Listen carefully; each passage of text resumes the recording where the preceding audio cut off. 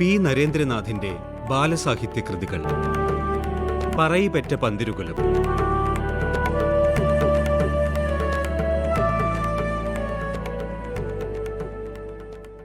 വടുതല നായരാണ് വിഷയം എടുത്തിട്ടത്. അദ്ദേഹം പറഞ്ഞു, ഒരു പ്രധാനപ്പെട്ട കാര്യം നമ്മുടെ ചുമതലയിലുണ്ട്. അനുജത്തിയുടെ വിവാഹം. പ്രായം 18 ആലോചിക്കേണ്ട സമയമായി.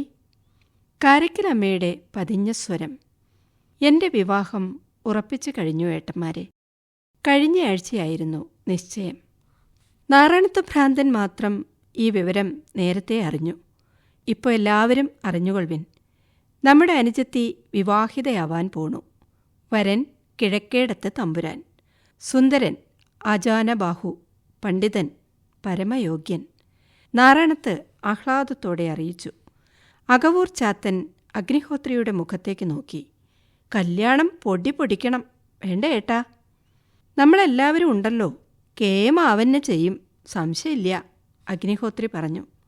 ഈ ഉപ്പുകൂറ്റൻ്റെയും പാണനാരുടെയും കല്യാണം കൂടി വേഗം നമുക്കണ്ട് നടത്തണം, നാറാണത്ത് പറഞ്ഞു. എന്നെ കൊന്നാലും ഞാൻ കല്യാണം കഴിക്കില്ല. വായില്ലാ കുന്നിലപ്പനാണ് സത്യം, ഞാൻ കല്യാണം കഴിക്കില്ല. ഉപ്പുകൂറ്റൻ പെട്ടെന്ന് ആണയിട്ടു. പാണനാരോ, താനെന്തു പറയണു?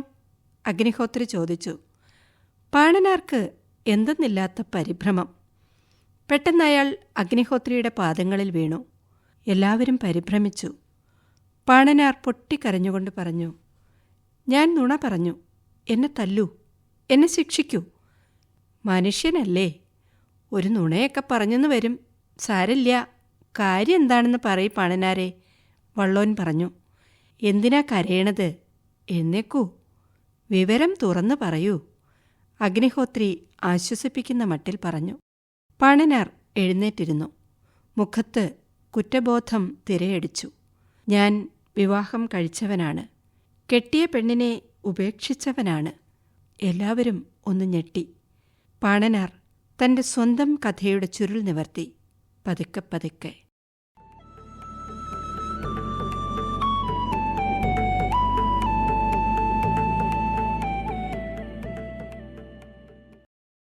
കൈലാസത്തിൽ പാർവതിയും പരമേശ്വരനും ചതുരംഗം കളിക്കുകയായിരുന്നു.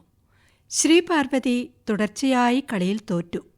ശ്രീ പരമേശ്വരൻ പരിഹാസഭാവേന പറഞ്ഞു, പാർവതി 4 പ്രാവശ്യം തോറ്റിരിക്കുന്നു, തുടർച്ചയായി തോറ്റിരിക്കുന്നു. ശ്രീ പാർവതിക്ക് ശുണ്ഠി വന്നു. ചതുരംഗക്കരുവെടുത്ത് ഊക്കിൽ നിലത്തെറിഞ്ഞു. അത് പരമേശ്വരൻ്റെ നെറ്റിയിൽ ചെന്നു വീണു. നെറ്റി മുറിഞ്ഞു. രക്തം പ്രവഹിക്കാൻ തുടങ്ങി. ചോര കൊണ്ടൊരഭിഷേകം തന്നെ. പരമേശ്വരൻ മോഹാലസ്യത്തിലാണ്ടു. പാർവതി പരിഭ്രമിച്ചു. എന്തെന്നില്ലാത്ത ദുഃഖമായി. തേങ്ങിക്കരഞ്ഞു. എല്ലാവരും ആശ്വസിപ്പിച്ചു.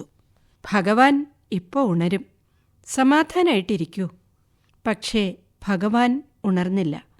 ചന്ദനത്തളിരിലകൾ കൊണ്ട് വിശറിയുണ്ടാക്കി ഭഗവാനെ വീശി നോക്കി. കസ്തൂരി മഞ്ഞിൻ തുള്ളികളിൽ ചാലിച്ച് നെറ്റിയിലും മുഖത്തും പുരട്ടി നോക്കി. ഉണർന്നില്ല. എല്ലാവരും ഒന്നിച്ച് സ്തോത്രങ്ങൾ ഉരുവിട്ടു. ഭഗവാൻ ഉണർന്നില്ല. പാർവതി കുറ്റബോധത്തോടെ ഭർത്താവിനെ നോക്കി പൊട്ടിക്കരഞ്ഞു. കൈലാസനിവാസികൾ കനത്ത ദുഃഖത്തിലാണ്ടു. ഭൂതഗണങ്ങൾ കണ്ണീർ പൊഴിച്ചു. പി നരേന്ദ്രനാഥിന്റെ ബാലസാഹിത്യ കൃതികൾ. പറയിപെറ്റ പന്തിരുകുലം. വായിച്ചത് പ്രീതി.